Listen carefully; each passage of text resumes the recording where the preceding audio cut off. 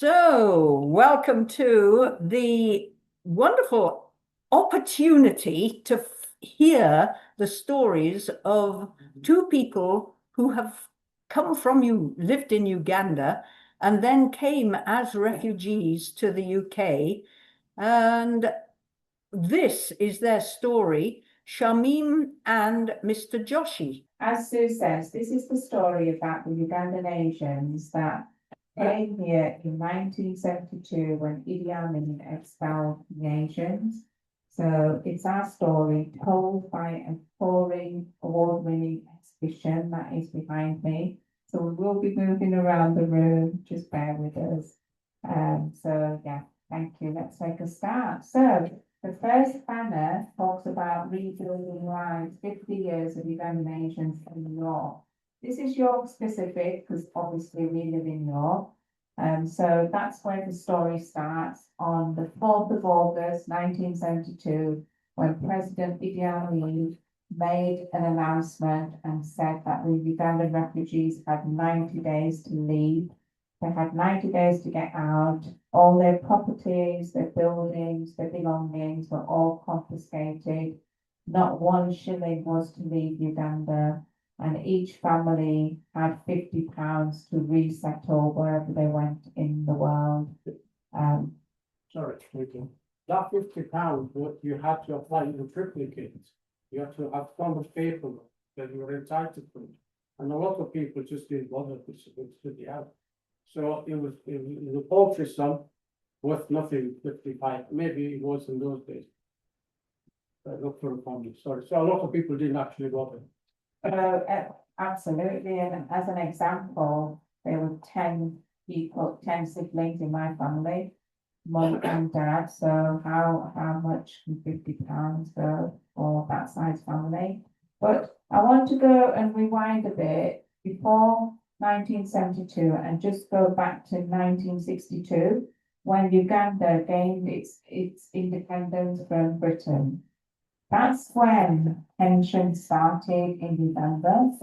Racial tension started in about the 1960s. Policy started changing for the Ugandan refugees that had Asians that had settled there, and that's when it all started getting a bit tense. But let's go further back than that.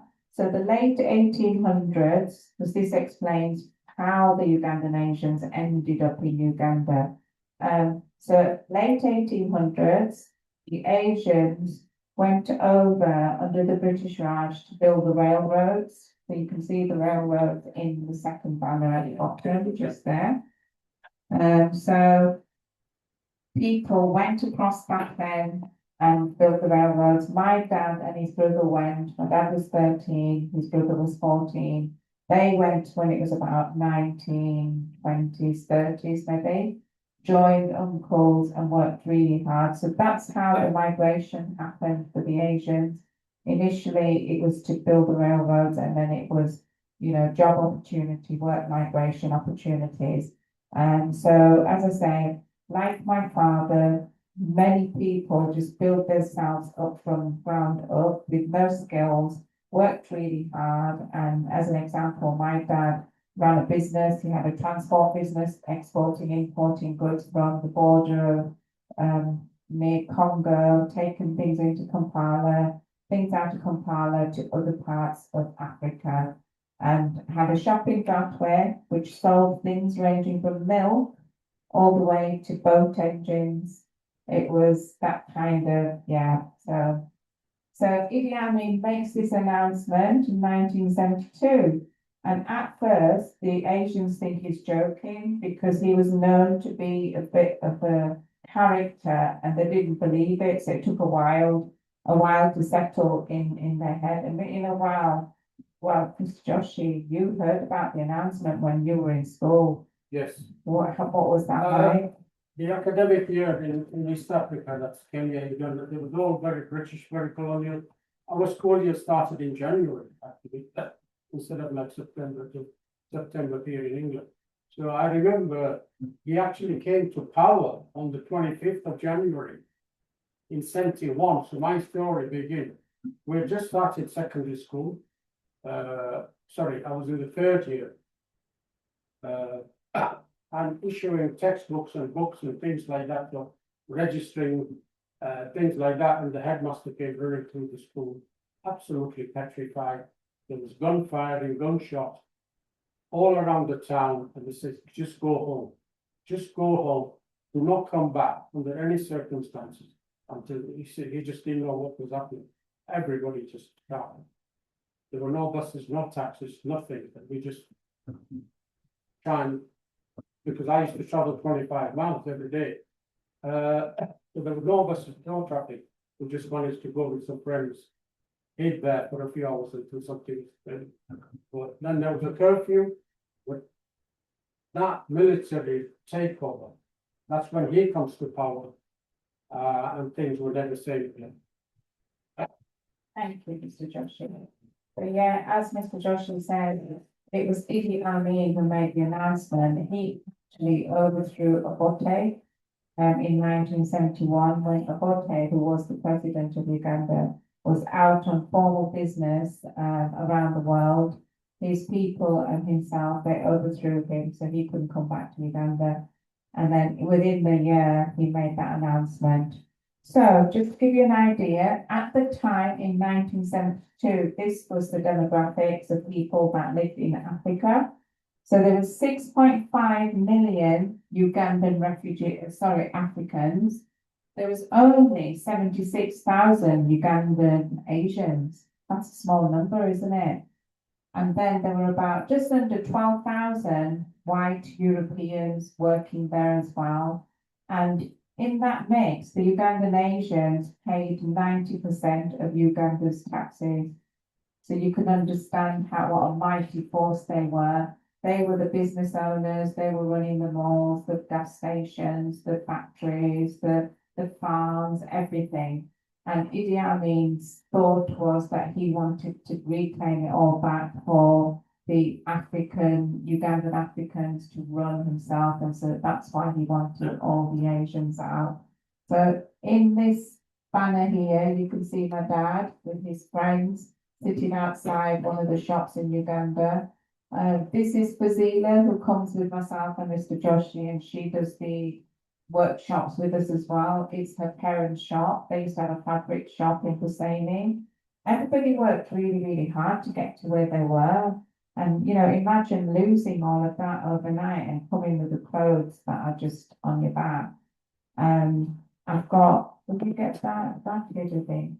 I bought some things of kind of things that people pack in their suitcases. So this is what, does anybody know what this might be? People normally say, oh, it looks like a coffee grinder. So this is a thing that you make Bombay mix with, and you make other snacks with, savoury snacks. So the mums were bringing things like this, things from the kitchen that they believe you would never be able to get wherever you went in the world, you know. So these are the kind of things that came. It wasn't our toys. That was probably 100. It is, yeah. So that we carry that around as one of the exhibits, but You open, you put the door. yeah. So yeah, so that was kind of And there's a different dive underneath. yeah. And as you wind down, to calculate faster that you try Very clever. Very clever, yeah.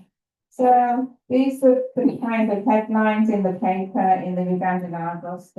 The future of Asians in Uganda, it will be Britain's responsibility. Idi Amin made it really clear that we were all British nationals, we were all British subjects, that we were Britain's responsibility. So he expelled 60,000 Asians. They went all over the world. Out of the 60,000, 27,000 came to the UK. But Britain sat on it for a while, trying to determine, is it our responsibility? Isn't it? Isn't it?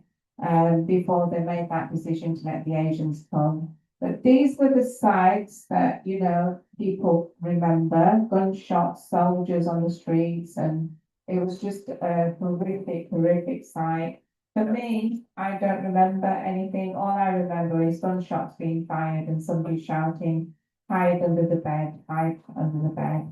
It was just a time that I blocked out. Mr Joshi obviously remembers a lot of it.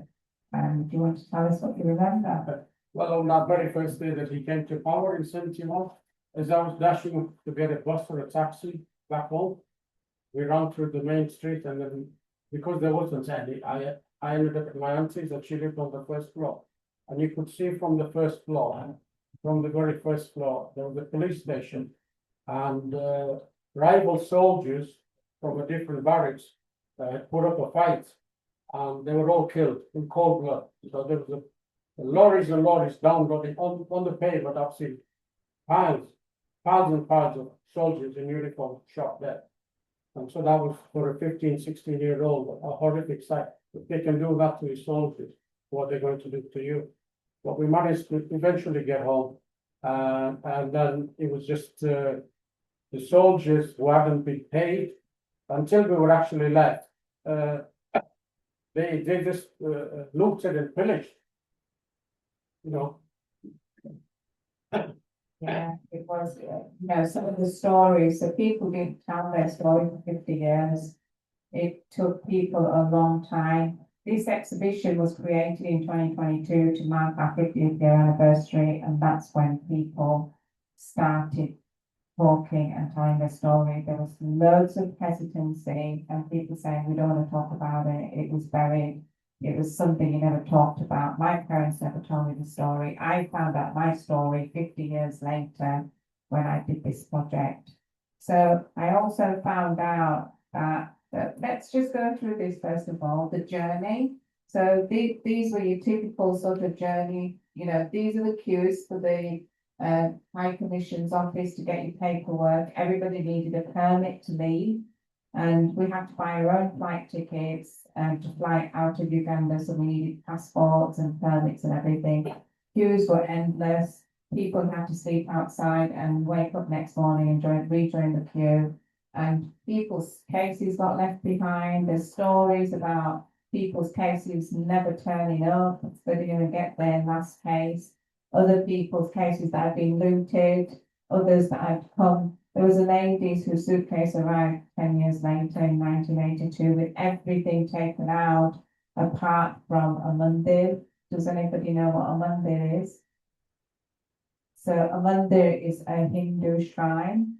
So it was her shrine that she prayed at her home, and the soldiers looted everything. That was the only thing that meant something to her. So when it arrived 10 years later, she was over the moon. So typically, a journey to get to Entebbe airport anywhere from Uganda will take you 2.5 hours. It took families 15, 16 hours because soldiers made makeshift checkpoints, stopped families, did searches, took whatever they want. You didn't challenge them, you just let them take it. So 50 years later, my baby brother, who was a year younger than me, said to me, he says, we were in the car driving with Dad to Entebbe airport, and we got stopped by soldiers, and he says, you were in the car, do you remember? So I was 6, he was 5, and I said, no, I don't remember. He says, Dad was dragged out of the car and taken behind the bushes by the soldiers. And he says, you were screaming your head off, and I have no memory of that. And my dad was one of the lucky ones. He came back alive, because if somebody was dragged off, it meant they lost their life. One of the soldiers recognized him and said, I know him, he's a businessman from Pathway, let him go. He was lucky, not everybody was. There were stories of people that just disappeared, wasn't there? So anyway, here we go. When we were there, Leicester City Council, when we were trying to leave the country within that 90-day period, Leicester City Council put this notice in the Ugandan Argos and basically said, important announcement on behalf of Council, Leicester Council, there's basically no room here, don't come. It was like, my goodness, you haven't even got there. What's it going to be like? We had Enoch Powell promoting hate messages, saying there is no responsibility, there is no pledge, there's no evidence of a pledge to take these Ugandan Asians in. We should not be welcoming them here. and his hate speeches generated riots in parts of the UK. Ted Heath was our Prime Minister. He went to other world leaders and asked them to take us in. And it's only when he was turned away that after 10 days, remember we only had 90 days, after 10 days he then said, he gave the clearance that, yeah, you can come. So, yeah, it was tough, you know, racism at that level to be coming to a place where you know it's going to be a difficult journey. I remember just being born into racism, you know, from Uganda up till now. That's all I've known my whole life. So we arrived in Britain. These are the camps that we stayed in all over the country. My family stayed in number 14, Donningford and Plasterdown in West Devon and in Somerset. And did you stay in? Hounslow, in Lincolnshire, Hounslow in Lincolnshire area. We were lucky, it was quite a decent accommodation. It was very little privacy. It was all military staff. But then people from York came and offered us, so that's how we ended up in York. That's right, yeah. When we got to the camps, people from Red Cross, Oxfam, they came with warm clothes, because you can imagine people arrived in what you wore, living on the equator where the climate was beautiful, thin, flimsy clothes, flip-flops. And we arrived on something like the 14th of October, I remember, because it was my baby brother's birthday, and people in the camp made a real good fuss about it. They checked the attendance list, saw it was his birthday, and celebrated, giving him a cake and a horse, which was so lovely. They gave us clothes, shoes, coats, scarves, gloves. It was just so much kindness, you know, versus the sort of behind the sort of scenes, the bigger picture of, you know, you're not welcome here, that kind of thing. So my family was placed in Birmingham, which is where we lived, and I grew up in Birmingham. So we settled in, moved around from house to house to house until we got better housing. And so in 1979, my dad set my brothers up in the business to run a petrol station, which is what they did. My dad died a year later, he was only 54, and that's typical of quite a few men within our community. Many stories of men dying really, really young. And then my brothers went on to acquire another 3 petrol stations, which really helped everybody back on their feet again. And it's the same story for everyone that's come like that. So as Mr Joshi says, Rowntrees and City of York Council came to the Lincoln camp and said, come to York, work in York, we'll help you. And we were so fortunate that Rowntrees gave, you know, lent a hand and reached out, said, come work here, you learn English, you learn the job, you learn on, you know, while you're working. And many Asians ended up there and rebuilt their lives through that.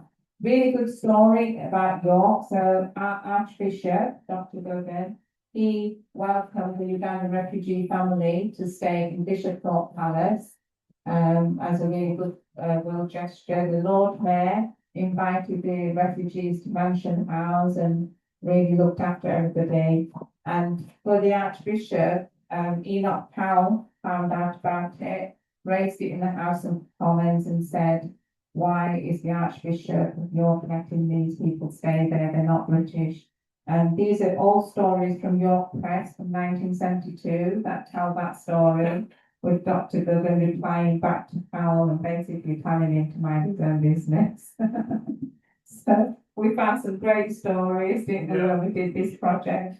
But there's so much help. City moves to help Asians. York called to help with clothing. Call to York, any jobs for Asians, jobs for the first permanent Asians. So this story is about Mr. Joshi and his family, because you were the first family to sort of come to York, weren't you? So great stories there. We've got in our exhibition school books. And then this is just the final banner about how people have rebuilt their lives and how we've all, you know, contributed to the economy in the UK. So, you know, just as an example, myself, I didn't know how to speak English when I arrived, learned to speak English, ended up having a really successful career in the NHS, 30 years service.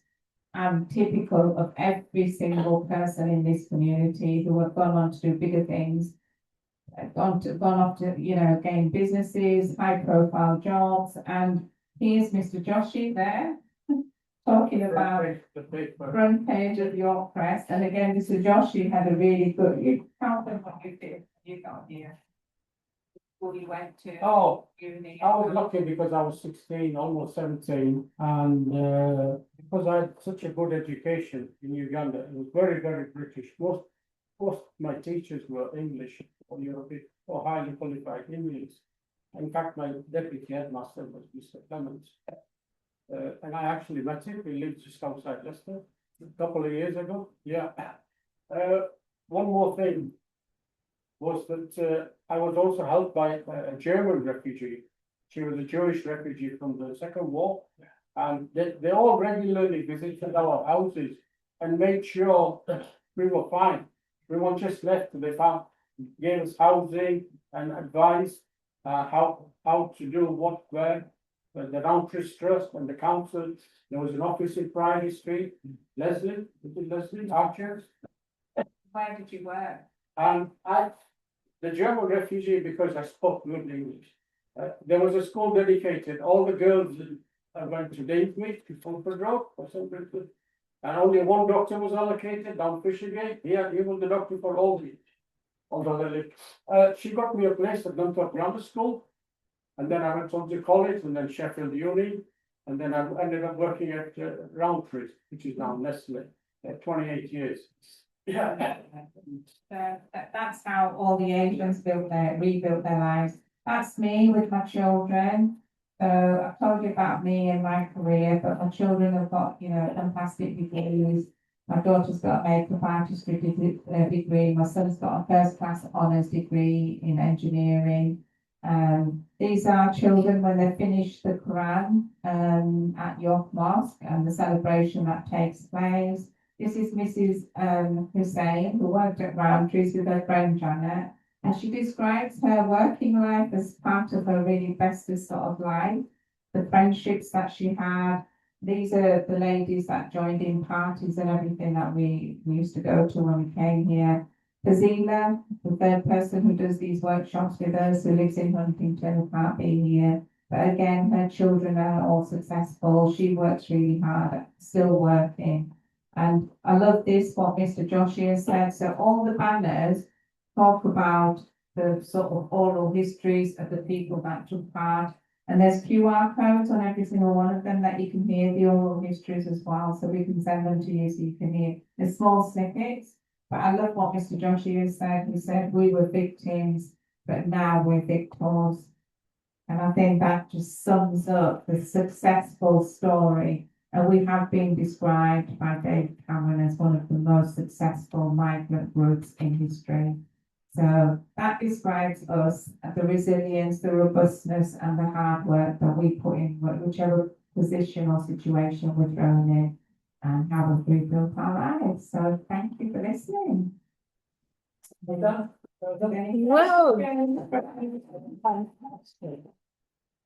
I'm feeling, here we are. I'm feeling quite emotional about this, because if you had been born in Uganda, this would have been your life. Just because you happen to have been born in the middle of wherever you happen to be born is not up to each of us. It's sheer fate where you were born, and it's just sheer grit and determination that each individual takes responsibility for doing their best, the best that they can do in their lives. And it's wonderful to see this kind of community spirit when the chips are down and things are really, really bad. People pull together and support each other and survive, and not only survive, but make a life that is valuable and valuable to themselves and to others, and helps the human race to make peace and progress. And so I'm very, very grateful to Shamim and Mr. Joshi for coming this afternoon, because it's a real eye-opener and a jolt to the system and a widening of horizons. And I'm very glad. And thank you so much for coming.